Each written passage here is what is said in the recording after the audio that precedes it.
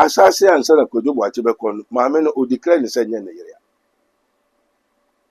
o sa Kojo Boakye aka cho abusua no pemfo nim se maame no nye ne yere okay Kojo Boakye wo mma ansa na maame no beto no maame no so wo mma ansa na wo ka bo amen na we se me na me yo sofo we se me na me yo difo enti ntokwa ne start fit time say abra na di 40 ase no ne yere no ana na wo mo pray asori ye no ho enti efi ai ware asase okay na wo pray asori no utie me tie daddy eye de na mamele so obeti ne ho kote na asori efi asase enti wo ware no obi a wo ne botai okay wo ka bo mu no so e wo botai e sambai e na botai na anka nsi kopom se wo pa mame na nsa na papa no wi amen enti e beto aso na ento aso okay enti se to aso a se owo bi ba me mame no me ne na bon komo yehia tumi okuta ne ade onyina menim amen papa no hu ene abusuafo wo hu nto wo nti se wo hu nto mo a enye mame ne na egusi ye hu sa otie na ne papa no eye Kojo Boakye ka kire omo no e na ne wo ye no e hu sunsanso na eba kopom se mame ne beje na asori ahoto ya ahoto wo nya bida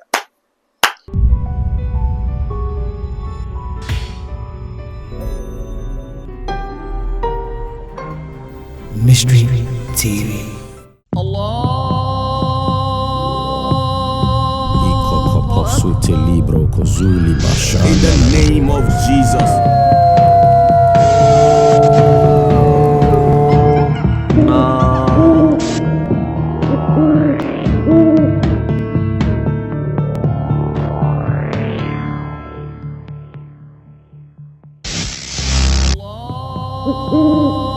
Abusia sabre de me gidi se wo hu video ya e trend e wo media ne so e de fa sofo Anthony Kojo Boakye ne yere ya wo ye na adwene se wo kono akwakohwe bebi a ye di ne kunu eto ye na obi bebisa se adan e na afei na maami e kwakohwe bebi ye di ne kunu eto ye buso ne nyina ne se abra na sofo Anthony Kojo Boakye ete ase no ni wuo no ne yare ne ho sensem nyina beto odwa e wo media ne so kra wo no akasa na amafo e allergy se papa ne se mam wo mu e ma kwan e ma maami no e ma na yi ase itabra papa no efiri mu no ebusua no ampene ama maame no anye kuna na wo mo eye na maame no ntimi ama eye na se na ja ebusua kosi wo mo ede hye na baabi kura wo de papa no ekoye no na maame na wo ye eyere na afi nko no ne be kuna na woni baabi a papa no ekoye na eno na rumors ebeto mo nten so se after so mo see papa ni wie ene ewuo ahyase ate ede asi Anthony Kojo Boakye so fopani na busua no ene wo mo kosi atoto hyase ede free ebusua pani so ene ade na no na busua no hu se daabi ase ewo ya ate ase ebusua mu de enye no monto mo fa chire ekobisa na ye kire mo se ne mo de ye maame na ama kwan ama na maame ye kuna me hwedi kuna ni ase na baabi a mo de ni kunu kwoto ye kura wonim no eno ena ma ne ekoso tebusua ebusua ne ya anan ekọ maame ne fie ema wo mo ene maame ne kwotena ase kwanyum asomdwe ebua ekire se de ye jai bibia ama na ka maame no so wo de bone ne nyina a chenti wo mo ye se maame ne mra na wo mo emfa no enko no wonkohwe baabi a ni kunu eda eno ena maame ne ye se wo kwa afi ukoduru ho na fei asorefo no ekire se wo mo empene ema maame no enkohwe ni kunu no nani achi na eno na ye bisa se eye asorefo no ene wotumi ewo busua hyehyɛ so ana ebusua na kasa ene wotumi ewo ye ni kan hwɛ sofo Boakye ne yere no se ne wokɔ ho na asorefo no esi kwan se wo mo enko ne mesaka Prophet Dr. Abednego ha ye de nkomo so ebeto aso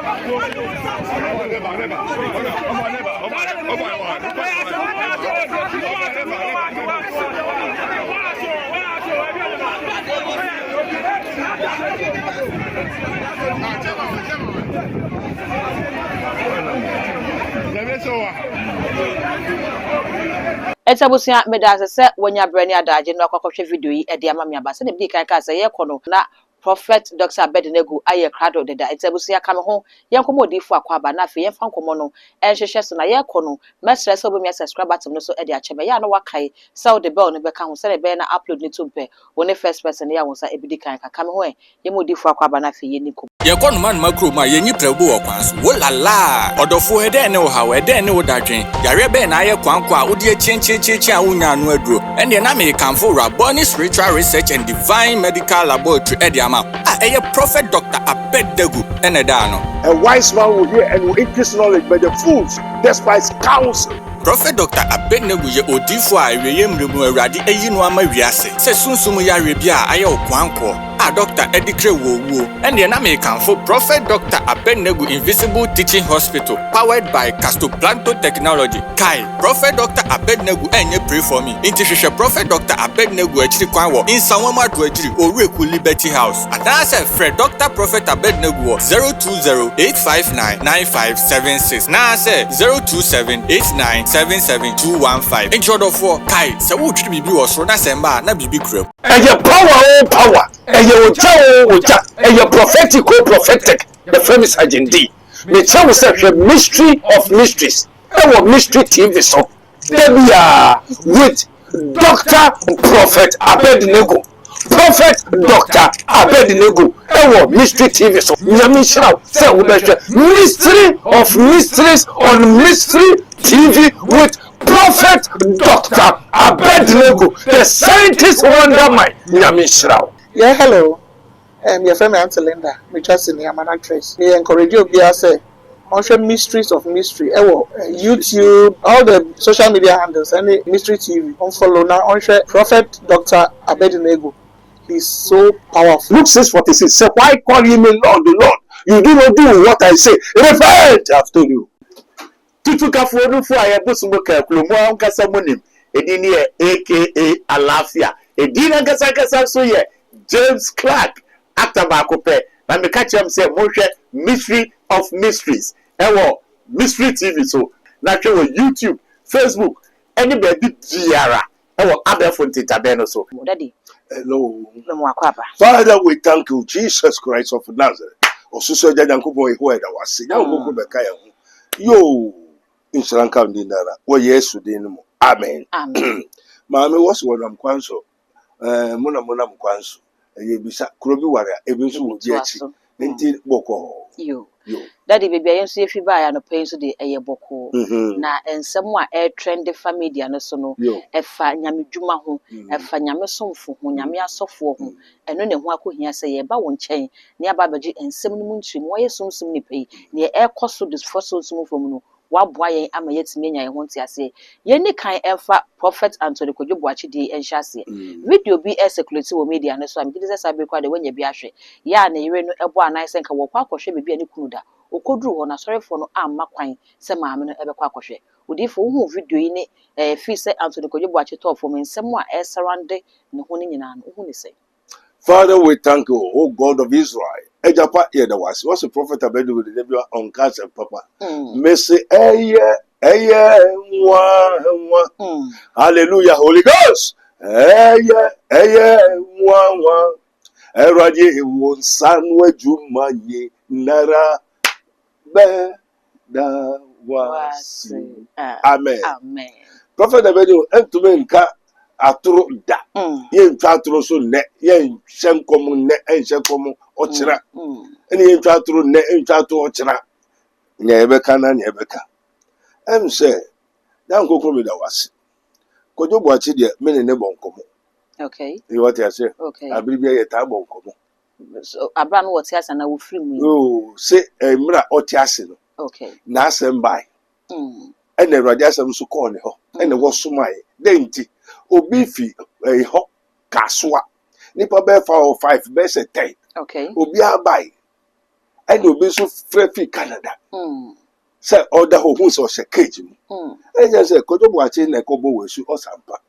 Wo mo yare nyina so ra mo kono ne amusha ase bebre hu ti estuma nkrofo fi Kingdom of God ministry say won Kwadwobuachi asoro won ko kan kire no ne yire ne makwa fi ho na won Kwadwobuachi won kan kire se sana awurade asɛm si ɔmmra Okay. nanso ne yere no ne nkurɔfoɔ wɔre mma kwan na wɔn amma kwan so a ɛnkyɛ obɛfiri mu na ansa na obɛfiri mu no nso no nea wɔn kyerɛ no nyinaa sɛ ɔbɛyɛ hyia ɔnyɛ hyia ɔbɛnywa ɔnyɛ nyu na ɔntwe ne ho mfi nea ɛnteɛ ho na onyankopɔn ne ne mba nti obi ɔbɔ awurade din ɔntwe ne ho mfi nea ɛnteɛ ho wate aseɛ ahohom bi ɔyɛ adwuma no ɔmmra ahohom no bebree bae wate aseɛ ma yɛbɛhu yi yɛkyerɛkyerɛ wɔsɛ nim ɛyɛ dɛ na afei dade ɔfe akyi Ani abofono. ɛni abɔforo na wafiri mu awia yɛ da asɛm bi woyare na wo sɛ woba baabi a wati fi adwi ɛfɛ wo so wɔntɔ kaa white ma ɛfono adaka nea ɛkɔ ma nyinaa maame no so yɛ ne na akasa adɛn na wohwɛ na woku no ampa so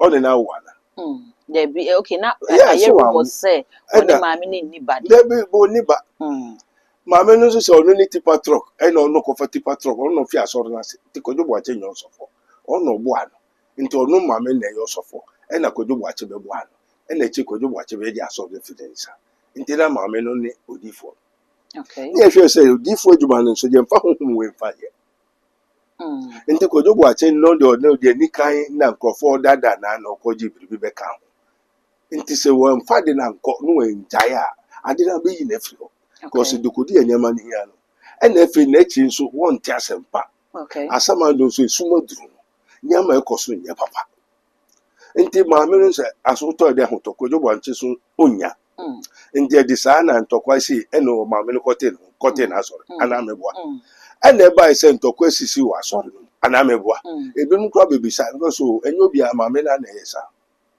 nti asomdwe deɛ ma asɔre no gye sɛ ɔgye asɔre no Aje se maame no gye asɔre no. gye sɛ ɔgye asɔre anaasɛ wɔde asɔre no ma maame no Odifo wo ka se edifo dwuma no nso yemfa honhom we nye.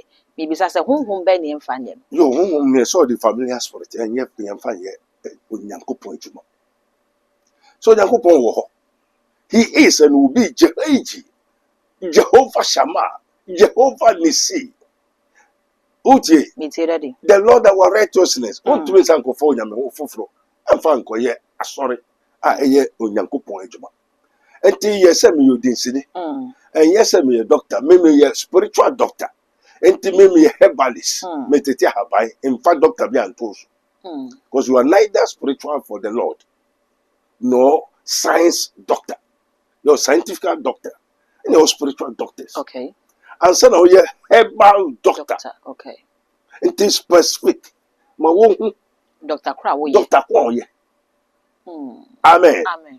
Jesus is a physician. So physician is a doctor in spirit. Okay. Amen. Amen. And yes, or the spirit in the age. So maybe the spirit in the age. That's the spirit of Christ, the spirit of the Lord, the Lord God Almighty, the Holy Ghost. Doctor Namie. Amen. Amen. But I am not Christ. Okay. Me nyo Yakopo, me nye Christo. Okay. Me wo. Me nye. Okay. Amen.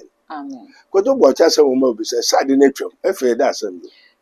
Daddy sabre ne aba na bra sofo bo achi free mu foforo no ehu se na yire no abusua na ama kwan ama wo mu ama na nye kuna amfa me ne kunu na yie no kra no wantimi ankopie mu ewo ase eno achi na ebeye rumors ne huhuhu ewo monte so se ewuo bi ate de asi Anthony Kodwobo achi na busua mu a amanfo ahyase ewu toto a abusua ne nte ase enti allegedly ne yese wo mu fa akire kobisae na ye kire wo mu se ne wo mu de maame ne fa mu se wo mama na nye kuna wo mama na ma yie na se bebi ekosie ne kunu no krampo no wo mu maame no ennim no eno ka ho bi na de sa wo no aba sorry nti abusua ne ya adwene se ne wo mu ne maame ne kotena ase ma wo mu kama asomdwe bae no se ne maame ne mra na wo mu mfa ne nko no won kwohwe bebi a ne kunu ekodae eno na maame ne ekwa asorefo no se wo mu makwa maame no enko Yo, ejapa ye das. Nti no kware na opese hu. no kra Ha ye akrobetu. Wo kwa obeba.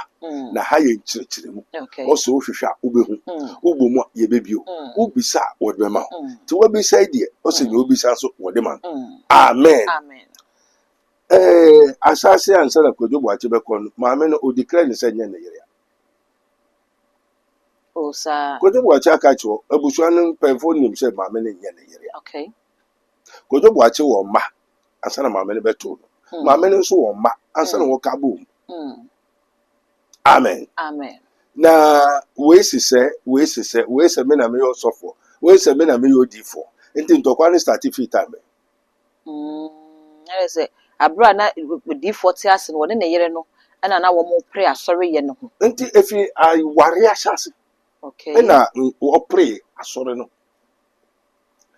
utie ni tie daddy eye de na mamele so ene obete ne ho kote na asori efi ashase nti wo ware no obi a wo ne botai okay wo ka bo mu no so e wo botai e sambai e na botai na anka nsi kopom se wo pa mame na nsa na papa no wi amen amen nti e beto aso na ento aso okay nti se to aso a se owo bi ba me mame no me na bonkomo yehia tumi okuta ne ade onyina menim amen amen papa no hu ene abusuafo wo hu nto wo nti se wo hu nto mo a enye mame ne na egusi ye hu sa otie ni tie na ne papa no eye kodwo bwache ka kire omo no ena ne wo ye no ehu sunsanso na eba kopom se mame ne beji na asore ahoto ya ahoto wo nya bi da odifo se ne wo ken se abra sofopani Anthony Kwadwobuache ete ase no wo declare se maame no enye ne yere enti se sofopani sa ya wo ye adwuma Ghana ha mo bi ehu se ne nnwuma te a wo tikura sonso mo de ye adwuma se waka de ato ho se maame enye me yere de a ene esi dan na ne ekoso yi a amanfo kire se ewuo bi esi wa abusuanim no ebe link to ne ye ka se abusuane de ye maame ne nti ena saade na ekoso abra Anthony Buache aka se maame no enye ne re so enye ne re de na se woni ni nitwa kan bia enti ka so bi amma me pacho so ne won one ne entrada o matena da one ne nkambo mu ya o makambo mu woni mu ho ala woni mu o mo ni mo ho enti na ento won bi sase eye den na ntokwasi wo muntem na ede ntokwa na eye den na maame no nso no ofri asafo no kote ne ho eye den na Kwadwobuache se so owu maame ne ba won pam no won ye maame ne kuna won bisa okay won hwe eye den na maame no person take control of and dominion over the church over the man the man's children papa no wa warida okay na eye den na papa no so ne yere no oja no ne mofra no we dum na ye secret e wo so atiase okay enti ya ye nim no ye hu ya se ye beka ene ye nka nso nti wo bebisa de nti na onko onko hwefu wa funu mpo da ho wa mehwe na musie na akọ se no na busua no yesi wo musie ne kwan enyo no ka se wo mma emfu na ka che busua no se wonsi ma me kwan okay busua no woti den ansa na wosi ma me kwan so mbaye na so papa na nka se bi busua no bedi atuma na okay ena wo fa chi ko fa me we have lion spirits ebisa de bi ho enye ruade na kai ahohom bebre twatro no se onyankopon bisa na efo na bekọ na won da di fo ne malafo na ewe fo no so yen ye beye atro ho bajotie enti bebi omukọ ebisa ni na wa ka asem na da ni asem no to do mo ko ha okay otie I it's said the spirit of end okofre Samuel Saul but o change ade ni na amen amen ne etene se asem bi wo esi wo hu ni asore ni ye ne dia asore na nkasa no I resurrection church na ese wo mbisa se na dia papa ye odi ana ye o yire dia o bai no o yire also the time wo be didi woda bonte wo bi bra pa dan o no na o de tipa truck na wo ko twin konwa no wo de ebere biara into the founder of the church is who and if wine never toy I said wine ne ko for no so ko fa ne mo ani na duro ne ade be hiem enti ne Kwadwobuache ye nyina okumunwa ntwanwa akono de ne ade na mame ne nim mame no so ne de we so ne de na wine ne founder of the church enti ne sa abe ya na nkrofo di ya mame ne ne be ji ana na ne nje okay enti or the confusion makes you want to know for confusion so want and asoro ne so Kwadwobuache so na Kwadwobuache be kan na asoro ne ti okay na Kwadwobuache so aka nche sa asoro ne mame ne de odifo se eba no asore ya because ye hwe ye papa Anthony Kwadwobuache ne yire ene na asore ya ase emu ache krabata be ye enan usemiensa Anthony Kojo Boache de ni wo no kan ye bra na o te ase ne sa be ni wo ni ho na yire na fam de ne members no eye ne emma nso eye a previous videos ababa monten so a emma ni bi ababa press conference kra e tra sorry ni sika bebi e kone ade eba ne se ya na akoba se so pani bi afiri mu wo no ne da sorry na no a eya na decision e koso no why na wo so control emma asori ma eyire ana abusia. Yo, Ejapa Obisa, one will say, and I'm going to say, Moon name, we are for, to many you cannot understand the Holy Spirit, the Spirit of God. What you say? Who is the founder? Na founder, no, Ebeka say, or Namuno Kusho Yamebe, Unyambe, reference on Koyasor. Then no catcheren. I say the secret belongs to God. But what has been revealed unto you is for you and your children. Okay. Amen. Amen. And they say, you won't Madia. Kojo Boache no Nyambe no Kusian, then no Nyame catcheren. And then no catcheren. Na ye then if any in the cremus as on the area. Who is the founder now? Odifo na rumors na momonten so kra chese ase wo ba no kra na di kan sha asori ase e na be ma ne be kan ho no mo ya asori Enti Kojo Boache man wo free hifa. To me no wo asori no. Enti mame no na ofi ase dia se asori e mame no on ne madia. The woman more Kojo Boache chi a wo asori dem na obi ani say mame no se wo mfiri o beto apam na. Se senia wo kan se sa na ti dia. The Kojo Boache oni say. Na say ne dia sanka obe handa manema. So chere ne ba me shi Onyankopon no onum ti. Otie. Onum ti wo hefa. Was of Kaso baby obo. Anamegwa. Kaso boom wo sefu no ase no kosi a Yesu. No so one mo sa chenti jai sana de say koyesofo. No abos a story no wa toro ato. No dey ase ne bansa. Na honhom ko aka kire Kojo Boache no. Otie. Eso Kojo Boache no. So chere ni say wo oni wa oba we na mene no benante. No prophet knows his successor. Difo bi anim no bedi na de. Odifo bi ani wa obeka so no nim say oni wa we ne wo. Odifo bi anim. Onim. Elijah no nim say what be my Elijah. Moses nim say Aaron echi no we Joshua never. Okay. Because they have already from the beginning of the cradle. Okay. And also baby efie be do wusu no unso ese o. Okay. Into obefo bi anim be ye we efiwe so na be do ne so.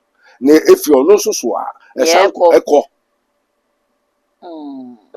Amen. Amen.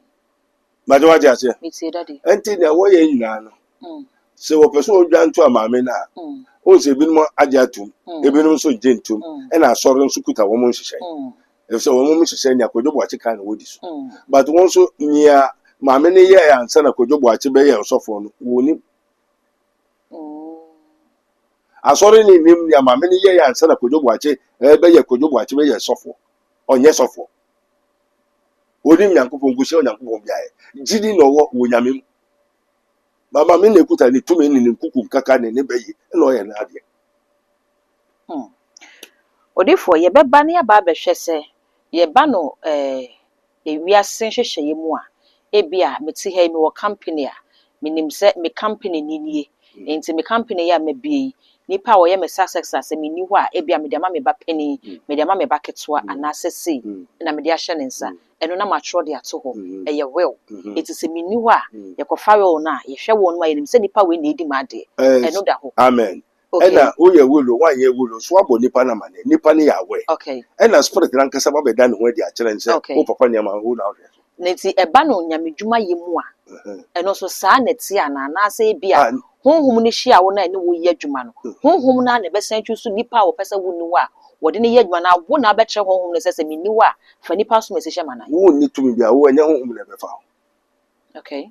Honhom ne be fa wa onu ne honhom ne ka no you have no say na wo nim so bo be so fo onim obi na aba say je ade we ena nia edu efiri ne so e ba wo so no so no so ba be ka kire wo say ono na okuta na se wo na wo so mfama wo na wo se omfama. Okay, nze nye nipa na Usofo panyin na wotumi so beka say ye ma wei. Wo ye tontro, you are a vessel, you have nothing. Okay. Intimate no say do suji. Anti CC way to. Okay. But what you say? Anti no Eli Osisi Samuel abra no tiase. O die? Osisi Samuel abra o tiase. Enti onyi no na ohwe na ode adwuma na mahina. Samuel no ye. But ohwe. Onim say Samuel na ebedi na ade. Obefa honhom. Ode be ye adwuma. Asenko. Into the true men of God knows the nest of kin and where it comes from. So the evil people, the witches and the wizards, or pay them only maybe a 2 minute fear barnes. Only my boy 2 minutes.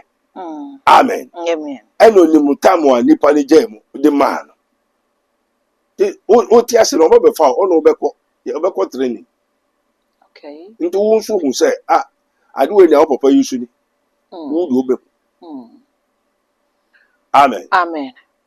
Odifo ebra video beto monten so ana ekire se Anthony Kwadwo Boakye busua akọ ne yire ne ho mama Boakye ene ne wo mu akosi nkonwa akọtena se akọka ma ye bo abusua ne kra ka ma wo mu tua ye ne ade ne enim senka asomdwe aba ya nka maami kwa kadin no akwa kwohwe bebi ani kunu eda na bibia aye kama ene se wokọ ye ya ankwa maka makwa ede na ekoso ede na surround Kwadwo Boakye ni wuo ni ministry na brabo obebo ye entinachi no asomdwe ntimi nyiniti ewo ne yire ne mma ene asafoni.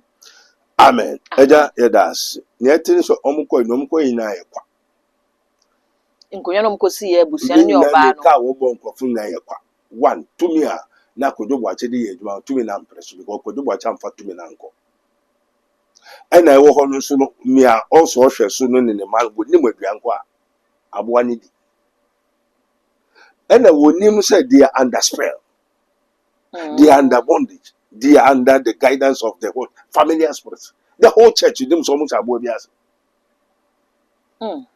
until mo any case na mo kwata say ma me na busua mo ni ma me na busua mo ni tumi na control Kwadwo Boakye no mo ni naka ho asem until Kwadwo Boakye ankasa ampreso o preso anka no no be kire mu ni Kwadwo Boakye na be kire na mo nkoye enye mo nkasa mo so nkoye na mpe one tumi na ampreso Kwadwo Boakye ampreso until nyeti bo be wura nkofo mo wosi ma me kwa ka mma busua mma afunu mma ho enye nipa na ka se mma ho power. Amen. Amen. Until there's a lot of learnings. There's and why a lot of so many mistakes. And then one code and coupon. One more from so young coupon, they catch us one couple man nature. I have woven a casa. Baby, I saw the quay near Busha for quay say, walk up my miniature and my minimasin coffee from Yaboa in Yenipa and young coupon. So nyame won wo kwa anko beka nyame ka kire won na won se ba me ne ko nka hu na se nyame hihye mu nyame kra ma kwan se ma me ne nkohwe ne kunu nana wo nyame na ni ma me ne kasa ma me ne wo nyango bo me that's all no more is the power of the air. Odifo ye hye nkomo yase waka asisu se Anthony Kwadwo Boakye sofo pani onyusu nyame honhom enye nyame honhom no de ye adwuma wo mfiri nyame ne ade ede na ma obi eye fake man of God Say ede na ma obi ya beka se we wo mfiri nyame. Amen. Amen. Elijah ene Baal funishia no o ka se we no wo yusu Baal konfo mo ye Baal konfo na wanka Okay. Mo mfre bo nyame no me so be mfre bo nyame na o nyame obeji so no ye be de ye be so mu wo mfre mo Nyankopon fi anopa ko manyo ko nyame na oje so O anye so but Elijah say am pa Urade me da so tie me o nyame je so na oje so oje so dade di oja nti because is way on your papa minim nyama ya me I say woni na nya encounter bi pen ya na me wie did out. Okay. Nti through woni na encounter na hu se wo mfiri nyame Na the could use then it is so free. Sign ben na ube Now kama we na a spirit man. ye be hu se Me a spiritual man. Odifo nyemi o ya na ye ehwefo na ye tie I fo. me tell sa kono de no na aka ho bi. Kojo bo acho yusu akono di. O pa won kolate. No nko bisa se kojo bo ache yusu akono di a. No won frɛ motia no. Se nkrofo no da so frɛ motia na. Me na akasa. Asafo a obi peba na okɔ na wonya. Na motia maba. Bi pa kwantu na wonya. Boso maba. Obi pedwuma na wonya no. Mala musa yare. Okay. Edinsefo piga tete na Kristo mai no wosa yare no musa yare. Okay. Enti wokache Yesu wu yusu boso ukra hu nyanya minipa na wo de dru Beelzebub na esa yare. Now say oh munim. If I cast out devil with the finger of God, then the finger of God, the king of God has come to you. But who do your fathers do their healings? The Yesu on my na wosa yare. Pharaoh magicians, wudua, and also the staff of God, wo wudua wo de to Daniel. Nti bra Kristo sumu maye na esumu ho. Ayaresa wo. Ye hu ade, ye hwa ade, ye tresi bribiara, e wo ho aneni ho. E wo ho. Because na mra no ho. The law came by Moses, but the grace and the truth came by Jesus Christ. The grace and the truth. No quarry Yesu na ba. And Jesus said, I am the way, the truth and the life. And he made me bosom in Jesus Christ. So me never familiar spirit and only Jesus Christ. So if Jesus is a familiar spirit, no. So who is your God? Oh na na no bosom na yedade. Me bosom. Me be yin and only Jesus Christ. Also the anyway. Usia yade Prophet Dr. Abednego na AD enkomodo ne do e na enkomodo akoso na fe wa begina na wo bisa se wo mfiri nyame a enne wa kire ne bosoma wo di adwuma wo se Yesu Kristo enti enne na wo nso wa wo ka no wo de no abusia aha ada brema akwan ma yade enkomo twetwe ne nyina esi ye ne Prophet Dr. Abednego na edi enkomono wo no ene sofo pani ya woda the Kingdom of God Ministry ano abusia ha ana mejina abol kase se Kingdom of God Ministry 40 days plus no egusu a ekoso de na asamba ko a na watwi wo mo edele no eye you are more than a conqueror na abusia you are more than a conqueror na so wo bre wa brabom you are more than a conqueror na so wunya ware ni bi nware ye you are more than a conqueror na so ne wo hwehwe no entimi emma watna se bisa ho se adenti na wo sin nkonimdifo na so gusua enwo twetwede e wa abrabonim sa age se 40 days plus no eno na abenya anoyie ewom enti doctor number no egu screen asefa wo frɛ papa na wo bisa ne se dwumadie no aduru he sen enetie na onye den kra na wo mra bi wo ni Ghana ha nhyehyɛ ebe na obetimi afa so a wo nso ode ho ebe hye 40 days plus amankrata asem ene wadwuma asem a ayebasa e wa manone no wo so wo nsa etimi aka wo debusia mesre. So beja comment so our comment section ho e dey ama me all the social media handles no e Mystery TV o subscribe like no wa share na fofo so enye bi ahwe me din e the dark gold e woni da sene makra.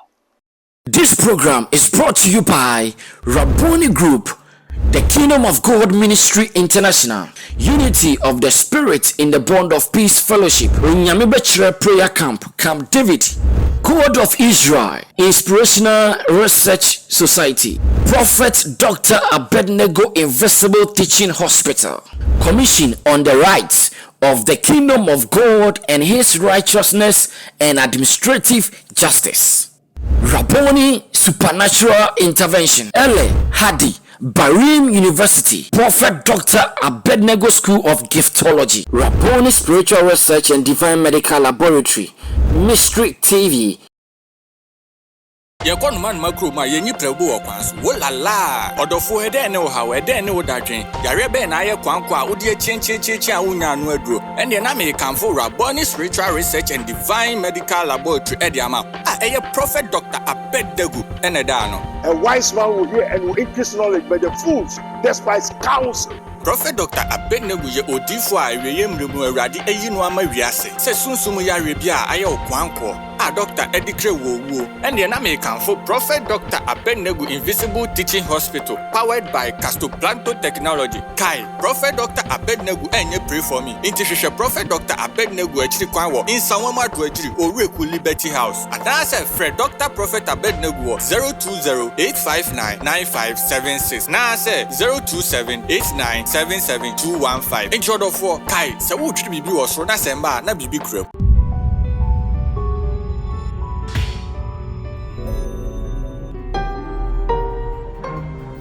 Mystery TV.